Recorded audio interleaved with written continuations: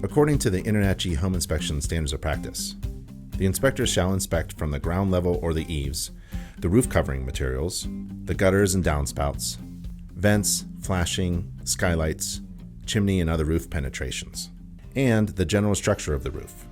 The inspector shall describe the type of roof covering materials and shall report, as in need of correction, any observed indications of active roof leaks. The inspector is not required to walk upon any roof surface. Hi, I'm Jim Crum.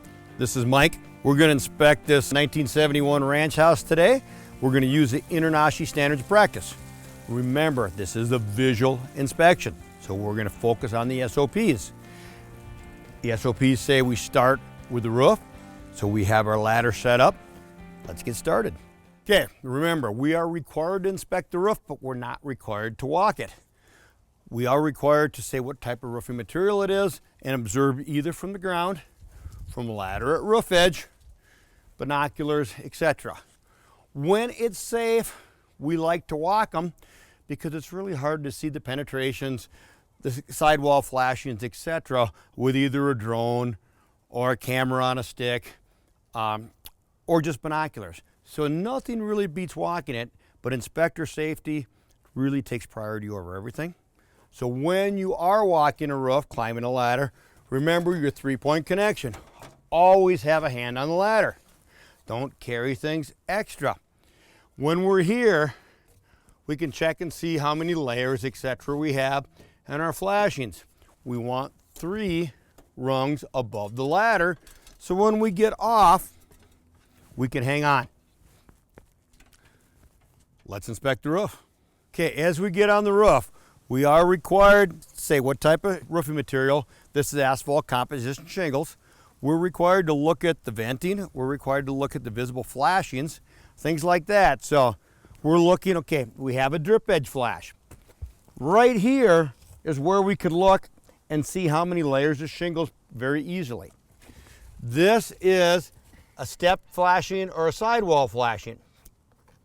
They're supposed to terminate within 3/4 of an inch of the bottom of the shingle because we have nails. So this one's a little high. There's one up here that's a little high. So my report would say a few of the step sidewall flashings were installed improperly. We want to shed, that sheds the water to right here, and we want to shed it after the nail, not on top. So that one right there is a little bit off. We do have a counter flashing. A lot of jurisdictions wouldn't require that because of the overhang here, but it's still a great idea. The shingles themselves look in pretty good shape. You know, we're gonna walk around the roof feeling for low spots. Looks like we might have a little hail damage. Here we have our nail heads. We wanna make sure that they're all caulked. A single nail head that's not caulked will fail a roof cert. So, coming on the back side again. Here we have some hail. Right there's a hail hit. Looking around, I can see a hail hit. So the roof does have some hail damage over here. It's probably enough that if somebody argued they could get a hail claim on the roof, it would definitely be considered cosmetic. But I would at least point out the hail damage to my clients, because if their insurance company comes up and they count 8 to 10 hits in a 10 by 10 or a square, they can refuse coverage on the roof.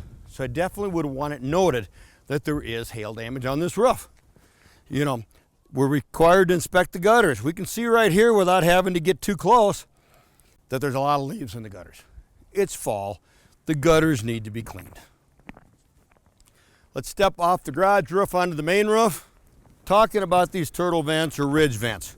We want to see them at the very peak. Code says that you're required to have, if there's no vapor barrier in the attic, a square foot of venting for every 150 square foot of attic. If there's a vapor barrier, we're only required to have 1 square foot for every 300. Now you won't know if it's right or wrong till you go in the attic and you see if there's a vapor barrier on the insulation or not. However, in Colorado, we almost never see a vapor barrier, so we pretty much always use the 1 in 150 rule. If you go to some southern areas, they always use a vapor barrier, so they will use the 1 in 300 rule. So home inspections are location, location, location, just like real estate. So those are things you're gonna have to kind of learn what works in your neighborhood. Now, our flue. The flue and bathroom vent, we should have what's called a storm collar. There should be a little sheet metal, almost like a hat sitting on it to shed the water around this. Right now they're relying on the caulking. When the caulking fails, we'd be able to get water down that. So I'd want to have a note that the storm collars were missing. Never ever walk backwards on a roof. You'll notice I walk sideways. Don't do this. You might get to the edge and not be thinking about it and go off. You're required to have one roof vent. You're not required to have 2 or 3. A lot of houses have multiples.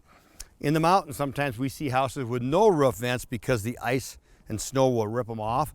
So they put air admittance valves in the attic. The jurisdictions allows it. That's why we're not code inspectors, because for every code, a jurisdiction can overrule it because something doesn't work in their area.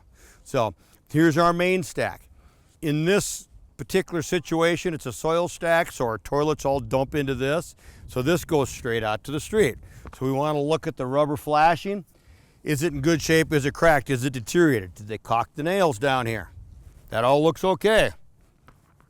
Again, we have leaves in the gutters. Here, if you look really closely, you can see red chalk line. That tells you this roof's probably less than 5 years old, maybe even less than that. Colorado is one of the leading hail states in the nation, so it's not unusual for us to see a brand new roof with hail damage. It just takes out one storm. But a lot of roofers will snap a line to that ridge shingle so they make them nice and straight. So again, coming to this side, you know, we're basically looking at the same thing. Does the roof wave? Is it nice and flat? This roof actually looks really, really good except for a little bit of cosmetic hail damage. So all we had for flashings really are on the outside there. Any of these sidewall flashings, it's safer for us to look from the ground up than it is to reach over and do this. So we kind of want to keep our distance away from that edge. It's not the safest place to walk. Right here, we were talking about how flat it is. I can see a little bit of a crown right here and one right there. Probably have a little bit of moisture damage on this side of the sheathing, so we have a little bit of scalloping. We're in the attic, we'll look and see how bad that looks. It doesn't look too excessive to me, but we might find at some point this house had ice damming because all of those soffit vents that I saw have been added. They weren't there originally. So somebody may have been doing that to get rid of this problem. Why don't we complete the roof inspection?